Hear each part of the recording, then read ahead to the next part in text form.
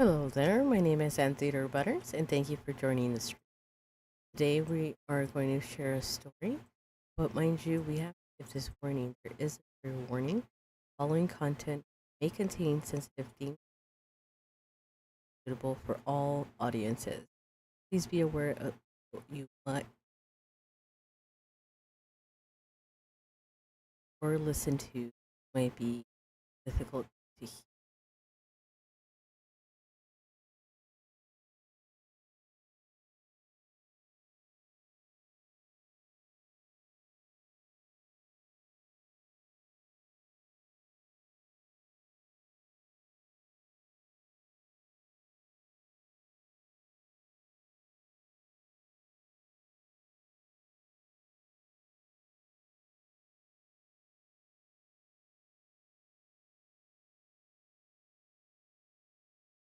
Today's story involves a specific crime scene that's still considered unsolved. Today is its anniversary of 112 years ago where the crime actually was committed. This is the Basilica Axe Murder House. Its address is 508 2nd Street, Basilica, Iowa. This specific place has now been turned into a museum where you could visit from 11 a.m. to 5 p.m.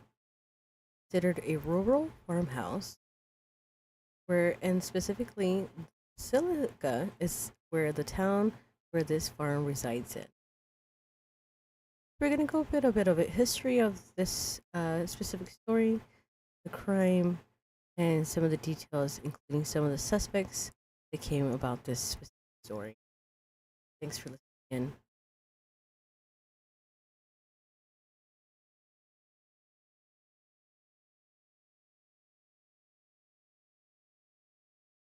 So basically, this house was built in 1868 on Lot 310. After the murders happened, the house went through several owners until the recent acquisition occurred in 1994, where Darwin lived, and him and his wife successfully restored the house to its original condition from 1812. So the picture you're seeing now is from actual pictures from where how it looked from back when it was original.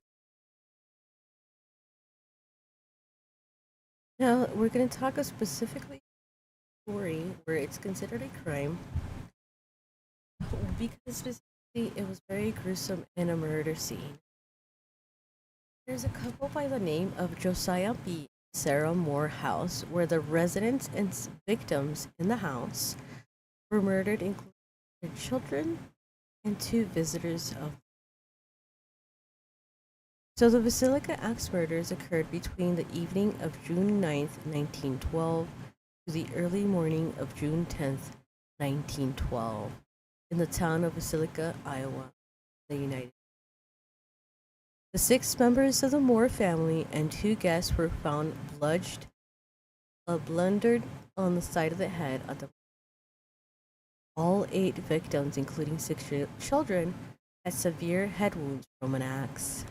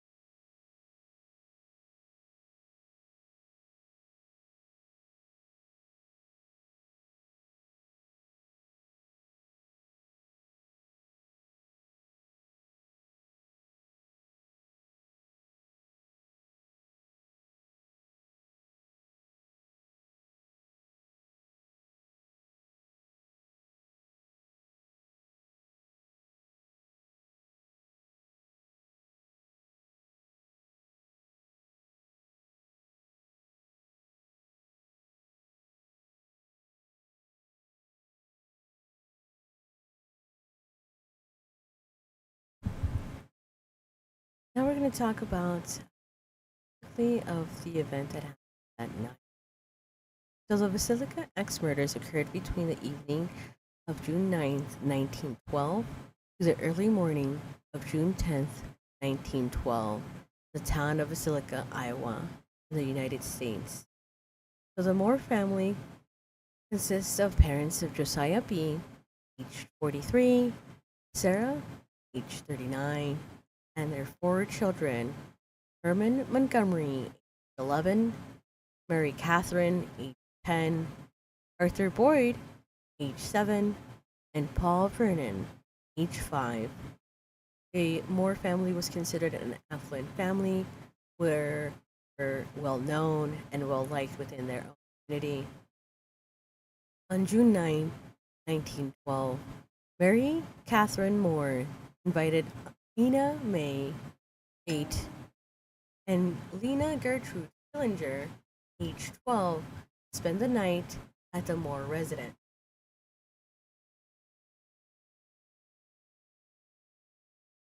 That evening, the visiting girls and the Moore family attended the Presbyterian church where they participated in the Children's Day program where Sarah had coordinated, which was a Moore mom. After the program ended at 9:30, the Moores and the Stillinger sisters walked to the Moores' house, arriving between 9:45 and 10 p.m., which leads us right into the crime scene. The Moores' next-door neighbor, Mary Peckham, went out to hang laundry around 5 in the morning. Just as sunrise was going about 6 a.m., it struck her fairly odd that the family wasn't awoken yet. The Moore family wasn't awoken yet, especially given that the children were expected to be at school by Monday morning. By 7 a.m., Mary became increasingly very concerned over the family. Noticed that the Morris horses were relentless and the other animals hadn't been fed yet. So Mary went on and went on their knock on their door, and she was pretty disturbed that there was this stillness around the house. No one seemed to be around, including that the windows and all the curtains were still closed.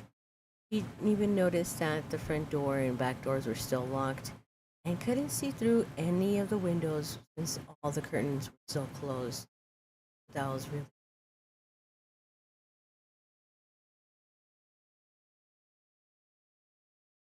After she was fairly concerned, she ended up calling the uh, Josiah's brother to come home and see if maybe the wife was around.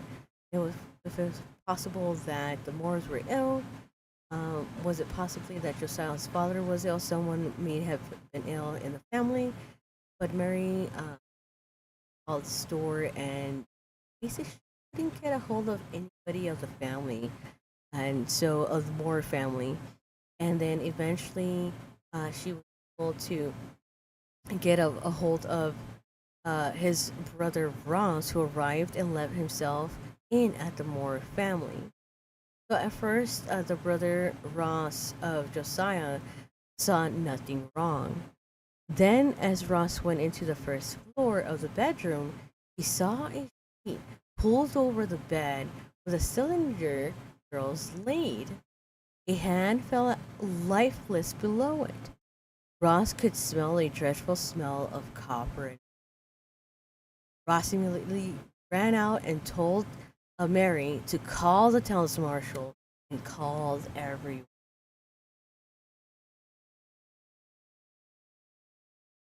In the picture right now, I have a picture of the town marshal. Sometime after 8:40 a.m., the town's central telephone center issued an all-call alert.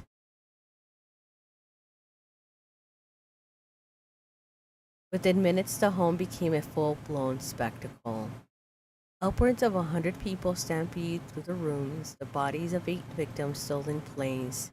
The town marshal, Hank Horton, even let some locals handle the murder weapon.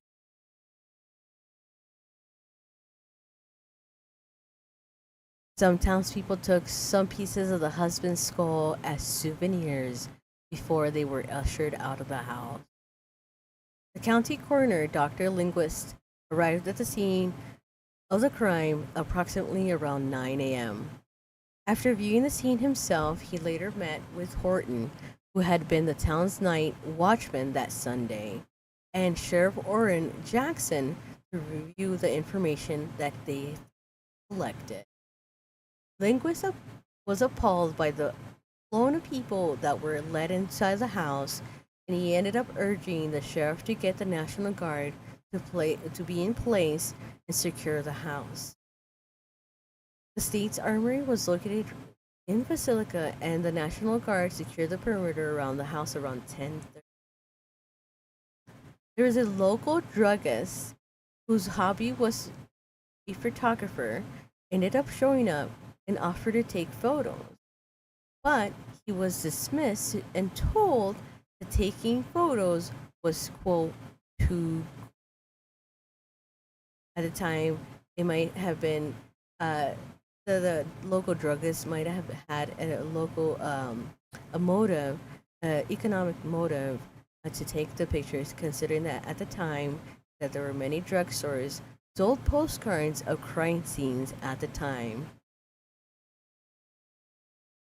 Although Dr. Linguist called members of the coroner's jury together in late afternoon, it was several hours later before they entered the Moore home to view the bodies. After 10 p.m., he called the county attorney Ratcliffe to finally give permission to undertake to remove the body. The fire station had set up as a temporary morgue, and it was close to 2 a.m. where all the bodies had been transported there. So it had been a whole day until after the crime scene that the bodies had moved to a different location. The investigation was early on, but lacked forensic technology as we use now. Such things like fingerprints was not commonly used at the time, so it was not collected. Again, no crime scenes either, photos of it either were collected. Based on initial estimates, doctors estimate that the murders occurred between midnight and 2 a.m. The victim autopsies revealed all died from severe head injury. Some wondered how a murderer could have maneuvered in such a small space in a creaking farmhouse without ever awakening anyone at home. So at the time, some newspapers offered a theory that the murderer put some sort of sedative in a drink, such as milk or cocoa, but the doctor at the time, certain studies for the toxicology reports weren't a routine part of autopsy time.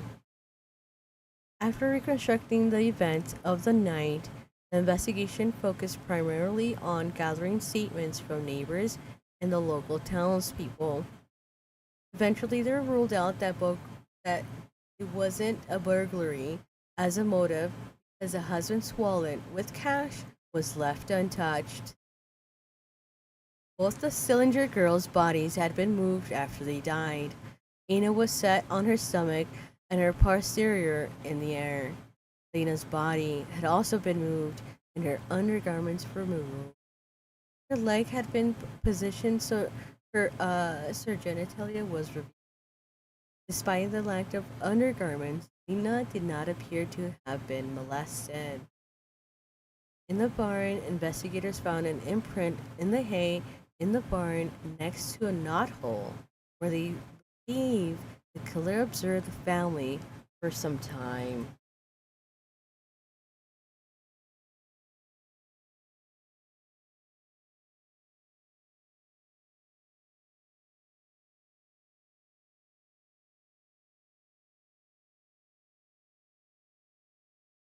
They also saw that there was two spent cigarettes that had been found in the attic, and they thought it suggested that the murderer could have entered the house via a window or an unlocked back door and hid until the family returned from church that night.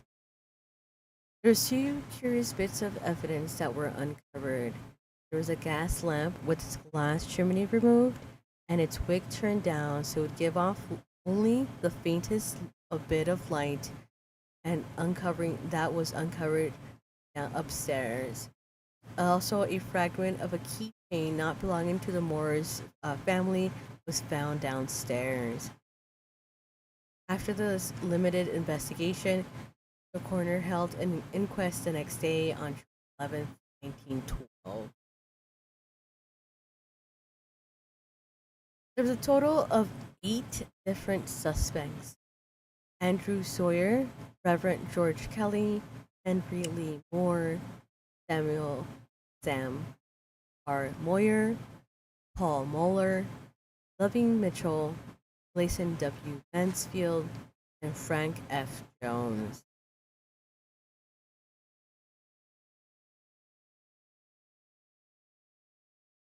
Andrew Sawyer was considered one of those people at first, and he was interrogated but was never officially charged. He was also obsessed with the murders and slept fully clothed as if he was ready to make a clean getaway.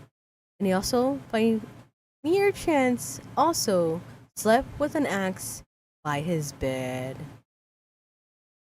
A different suspect by the name of Reverend George Kelly was also a suspect of the murders, and he was a traveling minister in town on the night of the murders. Kelly was described as peculiar, reportedly having suffered a mental breakdown as as a young kid.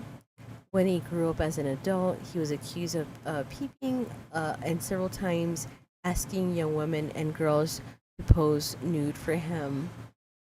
On June 8th, 1912, he came to Villisca to teach at the Children's Day services, which the Moore family attended on June 9th, 1912.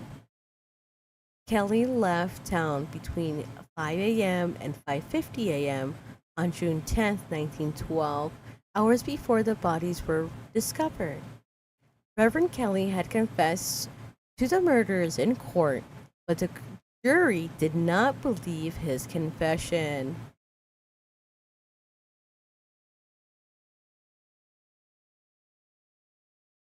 The person on screen right now is Reverend George Kelly.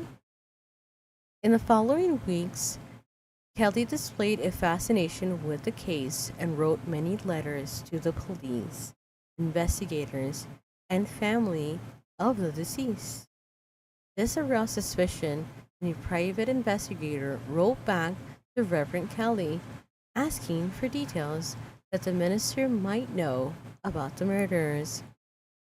Kelly replied with great detail, claiming to have heard sounds and possibly whether he knew the details because having committed the murders, or was it just Kelly's imagination of his account. In 1914, 2 years after the murders, Kelly was arrested for sending obscene material through mail. He was sexually harassing a woman who applied for a job at his secretary. He was sent to St. Elizabeth's Hospital, the National Mental Hospital in Washington, D.C. Investigators speculated again that Kelly could be the murderer of the Moore family. In 1917, Kelly was arrested for the Villisca murders. Police obtained confession from him. However, it followed many hours of interrogation, and Kelly later recanted. After 2 separate trials, Kelly was acquitted.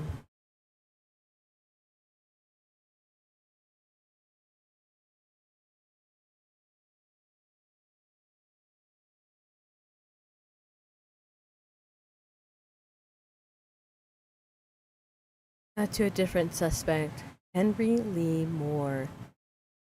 Henry Lee Moore was a suspect serial killer who was not related to Slade Moore family, who was convicted of the murder of his mother and grandmother several months after the murders in the Basilica. His weapon of choice was an axe. Before and after the murders in Basilica, the very similar axe murders on his mother and grandmother were committed, and all of the cases showed striking similarities, leading to strong suspicion that some or all the crimes were committed by an axe murdering serial killer. And just like Blackie Mansfield, the axe murdering Moore can also be considered a suspect in some of these slayings.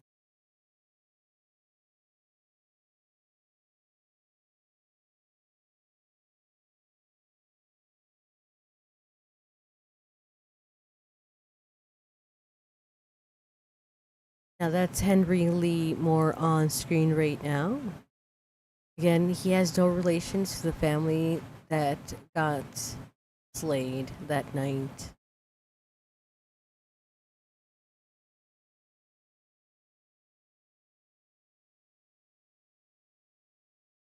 Samuel Sam R. Moyer. At the inquest, it was reported that Samuel Ronald Moyer, Josiah's brother in law, often threatened to kill Josiah Moore. However, upon further investigation, Moyer's alibi cleared him of the crime.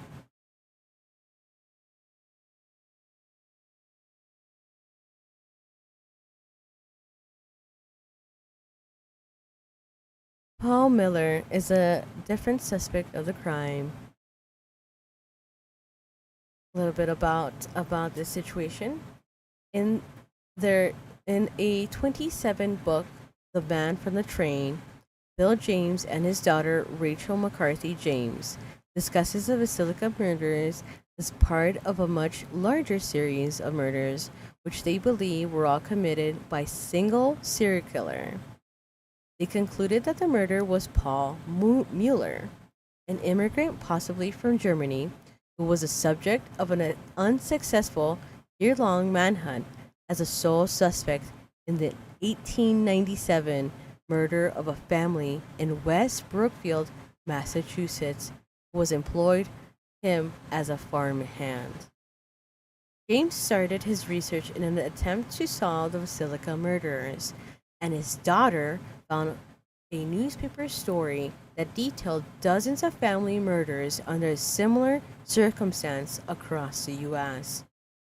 The Jameses thus believed that the Mueller was guilty of the Silica murders as part of a killing spree that lasted over a decade, killing at least 59 people in 14 separate incidents, including the Colorado Springs and Paola crimes. The Jameses identified common features to these crimes, many of which are also found at the Basilica scene. The killer selected families who lived near railroad tracks, which is why the killer was suspected to have traveled, hence their book title. Seemingly struck in an ambush at about midnight while the victims were asleep, used the blunt side of an axe rather than the blade to strike the victims in the head and face. Used an axe found at the victim's home and left it in plain sight after the murderers. Covered the victims with blankets to prevent blood splatter, covered windows from inside the house, and locked the doors before departure. In Mueller's suspected crimes, there was often, but not always, a sexual motive directed towards pubescent girls, as Delana was being partly probed. A blurb of a dust jacket of the hardcover edition of The Man from the Train, professor and crime writer Harold Schneider writes that James offered the most probable solution yet for the Basilica murder.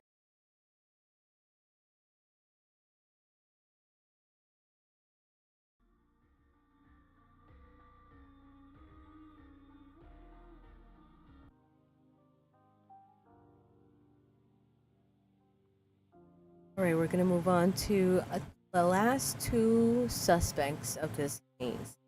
Clayton W. Mansfield, and an Iowa state senator by the name of Frank F. Jones. The Iowa State Senator Frank F. Jones was a confident and aggressive businessman and politician.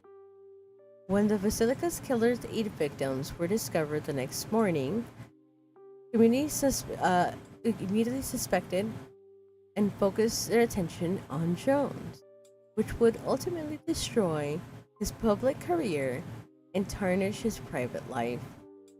There were at least two compelling reasons to believe that Jones had harbored a hatred for Josiah Moore. First, Moore had worked for him for 7 years, becoming the star salesman of Jones' farm equipment business. But Moore had left in 1907, perhaps at his boss's dismay, because his boss insisted on working more long hours, 6 days a week, and set himself as the head-to-own rival. Moore eventually took a valuable account John Deere away from Frank Jones. Secondly, Moore was also believed to have had an affair with Jones's daughter-in-law, a local beauty whose numerous affairs were well known in town. By 1912, relations between Jones and Moore had grown cold. It had begun to, especially had been noticed by several of the small community, since they would tend to avoid each other when they would cross the street away from each other and had got noticed by the community. Even though they never convicted anyone for these crimes, Jones himself found himself harassed by rumors, elicited by accusations, and embroiled in litigation. These charges forced Senator Frank Jones away from public office, including his business, and eventually darkened him into his retirement years. Frank Senator Jones' self-righteousness prevented him from acknowledging many attacks, but it was obvious to any observer that his hopes and dreams for the future had vanished.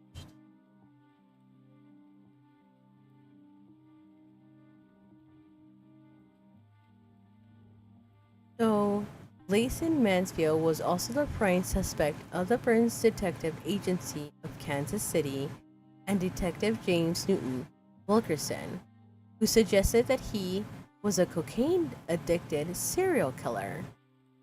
According to contemporary news reports, Wilkerson's believed that Mansfield was responsible for the axe murders of his wife, infant child, father-in-law, and mother-in-law in Blue Island, Illinois, on July 5th, 1914. This was 2 years after the Basilica murders, including the axe murders that was committed in Paola, Kansas, 4 days before the Basilica murders, and the murders of Jeannie Peterson and Jeannie Miller on Aurora.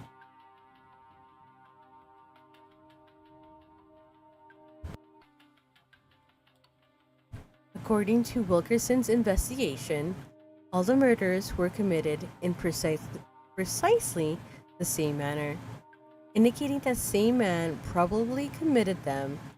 Wilkerson stated that he could prove that Mansfield was present in each of the different crime scenes on the night of the murders. In each murder, the victims were hacked to death with an axe, and the mirrors in the homes were covered. A burning lamp with the chimney off was left at the foot of the bed, and a basin in which the murderer washed was found in the kitchen. In each case, the murderer was avoiding leaving fingerprints by wearing gloves, which Wilkerson believed was strong evidence that the man was Mansfield, who knew his fingerprints were on file at the federal military prison at Leavenworth.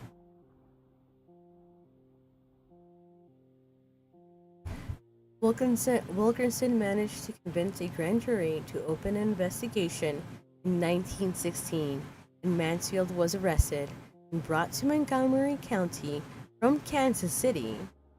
Payroll records, however, provided an alibi that placed Mansfield in Illinois at the time of the Villisca murder. He was released for a lack of evidence and later won a lawsuit he brought against Wilkerson and was awarded $2,225. Kelly was tried twice for the murder. The first trial ended in a hung jury, and while the second ended in an acquittal. Other suspects in the investigation were also exonerated.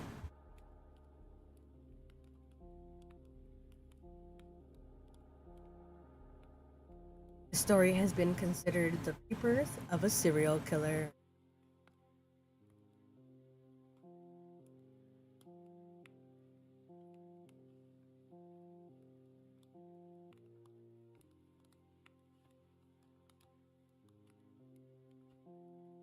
All right, so a bit of the aftermath.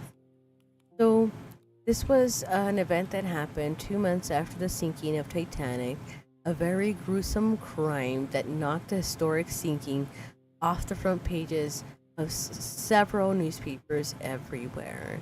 At the time, it was dividing the population mostly over who continued to believe that Frank Jones was behind the crime, which was Moore's previous boss, who was a member of a local church and several churches.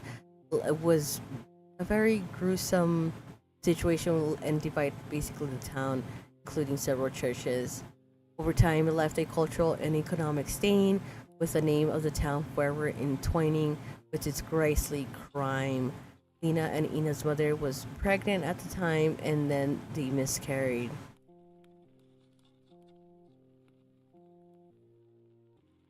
This is been a very interesting story indeed. And if you are now looking to spend some time there, you can go and attend the place if you would like to spend some time at this axe house. Um,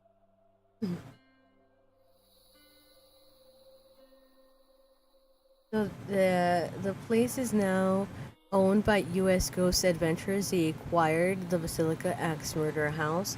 If you are interested in booking a night, I will leave link in chat. There it is. And so you could book a stay overnight. You could also book a tour, including you could get gift certificates of this place to check it out.